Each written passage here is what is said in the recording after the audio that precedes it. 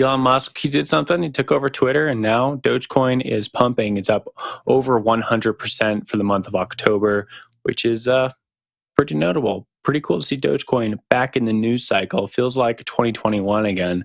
Dogecoin, of course, is like a meme token. It doesn't really mean much out there besides, hey, I want to trade it. I want to get liquidated when I play with derivatives, or I just want to play it on Robinhood. That's what it's there for.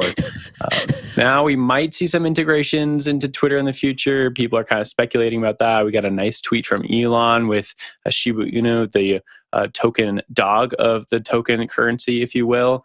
And that made it onto his Twitter feed yesterday, and sparking a little more rumors about what Dogecoin could mean for the Twitter ecosystem. Wendy, I want to throw this one over to you. This meme will never die. I think we'll probably be talking about it a year from now, and then 5 years from now, and so on. I think that it's exciting. I'm excited to see people be able to make money, especially retail traders, especially people with not a lot of capital. This is what crypto is about. It's about fun. It's about making money, but it's also about taking profits and practicing risk management. So if you're somebody who's invested in Dogecoin, I highly recommend you take a look at your trading or investing plan and, maybe consider taking some profits. It's always good to take profits and not get caught holding the bag. So this is good news for, I think, Web3 in general, that Elon Musk has taken over Twitter. As far as Dogecoin goes, it did start off as a meme token, but it's kind of looking like it does potentially have some sort of utility other than just doing P2P transactions. So it's exciting. It's fun. We don't know what the future holds.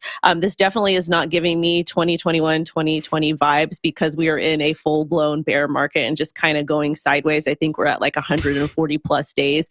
I don't think that we're going to see, I feel like the next run we're going to see is going to be driven by NFTs, but at the same time, have fun, play the markets, and please don't use leverage. There's no need to use leverage. No, leverage long Dogecoin. Yeah, that's good advice. Yeah, I mean, money is a meme, right? So like when you look at something like Dogecoin, it's kind of like the purest expression, right? Of like a lot of things that really drive these types of things. Like we dress up, the US dollar with all kinds of fancy symbols. We put all sorts of things on it that say that, hey, you can trust this definitely because you can always exchange $1 for another dollar, which is what the notes actually say these days. It used to be gold. But like whether you're talking about a gold-backed system or you're talking about, a Dogecoin-backed system, ultimately the question is, do people find affinity to it? Do people believe it will be more useful tomorrow than it is today, or at least the equivalent amount of useful? And that's really what kind of drives a lot of this stuff. So it's definitely, again, like since Elon Musk jumped on the Dogecoin train, I guess a couple of years ago at this point, it's been an interesting ride. And I think that I've had very mixed feelings about it. I still have very mixed feelings about Elon Musk in general. I think that very, very powerful people are very dangerous. But I also think that they're disconnected from a lot of society's expectations in ways that certainly if they, decide to go against the grain, that can be really useful. And it's really hard to go against consensus in kind of this day and age, where even saying something innocuous, but in slightly the wrong way, can result in social media mobs that can wind up basically costing you your job, your livelihood, and everything you've spent a lot of time building. As somebody who's not very active on any of these places, it's something I spend a lot of time considering, or at least used to. These days, I think that, again, like it's mostly just interesting to kind of watch how all this stuff is developing and to see kind of what happens if the monopoly gets broken, not just on money, but on something like conversation, on discussion. I think there's a lot to be said about that. I think Dogecoin winds up being an important part of that discussion just because of, again, its kind of history, one of the earliest tokens, the first meme coin, and then also its increasing tie to Twitter, which is a very important platform, even if it is quite small relative to some of the other majors. Wendy, back to you.